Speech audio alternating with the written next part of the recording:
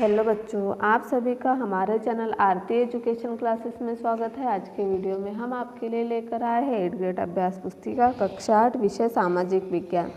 8th grade अभ्यास पुस्तिका कक्षा 8 विषय सामाजिक विज्ञान वर्ष 2023-24 समग्र शिक्षा मध्य प्रदेश राज्य शिक्षा केंद्र भोपाल द्वारा जारी है। इस 8th ग्रेड अभ्यास पुस्तिका में हम आपके लिए लेकर आए हैं पाठ 6 हाशियाकरण से निपटना।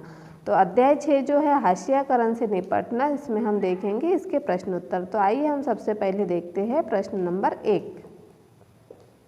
वन समुदाय के अधिकारों को मान्यता देने का वन अधिकार मान्यता अधिनियम किस सन में पारित किया गया?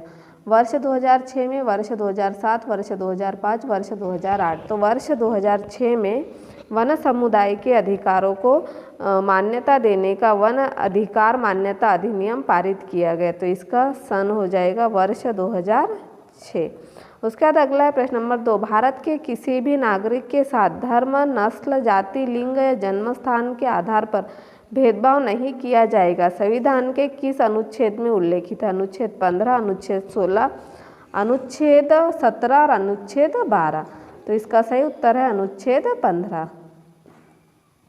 उसके बाद हमारा अगला प्रश्न है प्रश्न नंबर 3। भारतीय संविधान के अनुच्छेद 17 के अनुसार उन्मूलन किया गया है। अस्पृश्यता, जल विवाद, भाषाई विवाद या जातीयता? तो अस्पृश्यता नंबर ए इसका सही उत्तर है। फिर अनुसूचित जाति एवं जनजाति अनुसूचित जनजाति अत्याचार निवारण अधिनियम का निर्माण हुआ है सन 1989, सन 1947, सन 1980, सन 1971। तो सन 1989 में। फिर हमारा अगला प्रश्न है प्रश्न नंबर 5। इतिहास में विभिन्न समुदायों के असमानता तथा भेदभाव का सामना किन रणनीतियों के सहारे किया जाता है? इतिहास में विभिन्न समुदायों ने असमानता तथा भेदभाव का सामना धार्मिक सांत्वना, सशस्त्र संघर्ष, आत्म परिष्कार व शिक्षा और आर्थिक बेहतर की रणनीतियों के सहारे हालात को बदलने का प्रयास किया है। फिर हमारा अगला प्रश्न है प्रश्न नंबर 6। जनजातीय आबादी वाले क्षेत्रों में सामाजिक न्याय को प्रोत्साहित करने हेतु सरकार द्वारा क्या कदम उठाए गए? तो सरकार द्वारा निम्न कदम उठाए गए। मुक्त रियायती दरों पर छात्रावास की सुविधा उपलब्ध कराई गई। शिक्षा संस्थानों और सरकारी नौकरियों में दलितों व आदिवासियों के लिए सीटों के आरक्षण का कानून बनाए गए। उसके बाद हमारा अगला प्रश्न है प्रश्न नंबर 7। अनुसूचित जातियों अनुसूचित जनजाति अत्याचार निवारण अधिनियम 1989 क्यों बनाया गया? तो अनुसूचित जातियों अनुसूचित जनजाति अत्याचार निवारण अधिनियम 1989 दलितों और आदिवासियों के साथ रोजमर्रा में होने वाले दुर्व्यवहार और अपमान पर रोक लगाने के लिए बनाया गया था।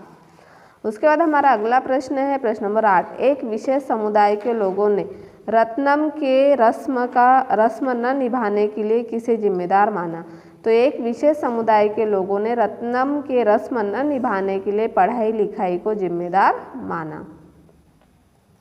उसके बाद हमारा अगला प्रश्न है प्रश्न नंबर 9। केंद्र सरकार द्वारा पारित अनुसूचित जनजातियों अन्य परंपरागत वनवासी अधिनियम 2006 में क्या क्या प्रावधान थे? तो केंद्र सरकार द्वारा पारित अनुसूचित जनजातियों अन्य परंपरागत वन निवासी अधिनियम 2006 में वन्य समुदायों को घर के आसपास जमीन, खेती और चराई योग्य जमीन और गैर लकड़ी व वन उत्पादों पर उनके अधिकार को मान्यता दी गई। इस कानून में यह भी कहा गया कि वन एवं जैव विविधता संरक्षण भी वनवासियों के अधिकारों में आता है। फिर प्रश्न नंबर 10 है आरक्षण का कानून लागू करने के पीछे क्या तर्क किए गए? आरक्षण का कानून लागू करने के पीछे यह तर्क दिया गया है कि हमारे जैसे समाज में जहाँ तक तबकों को सदियों तक पढ़ने लिखने और नई निपुणताएं हासिल करने के अवसरों से वंचित रखा गया है, वहाँ लोकतांत्रिक सरकार को इन तबकों की सहायता के लिए ठोस कदम उठाने चाहिए। उसके बाद हमारा अगला प्रश्न है प्रश्न नंबर 11। भारतीय संविधान में अस्पृश्यता को रोकने के लिए कौन कौन से अनुच्छेद हैं, उनमें के क्या क्या प्रावधान है? तो भारतीय संविधान में छुआछूत को रोकने के लिए अनुच्छेद 17 व अनुच्छेद 15 है।